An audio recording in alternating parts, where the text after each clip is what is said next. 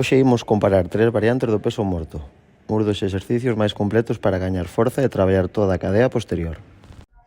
Pero non, todas as variantes serven para o mesmo. Según coloquemos os pés, a nosa cadeira ou o tronco, vamos a facer máis énfase nos músculos ou noutros. Hoxe vouche ensinar de forma clara e rápida as diferencias entre traballar as 3 variantes do peso morto, como pode ser o convencional, rumano ou sumo. A primeira diferencia entre variantes aparece na colocación dos pés, máis estreitos, máis anchos ou máis abertos. Cada postura cambia completamente a mecánica.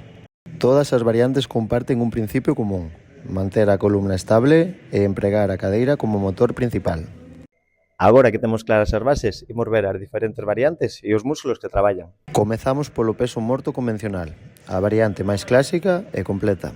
Aquí, os pés colócanse á anchura dos ombreiros e o agarre vai lixeiramente máis ancho. A espalda debe manterse recta, o peito aberto e a core activada para protexer a zona lumbar. O peso morto convencional traballan os glúteos, isquiosurales, lumbar e tamén involucramos un pouco os cuádriceps. No peso morto rumano, as pernas permanecen case estiradas.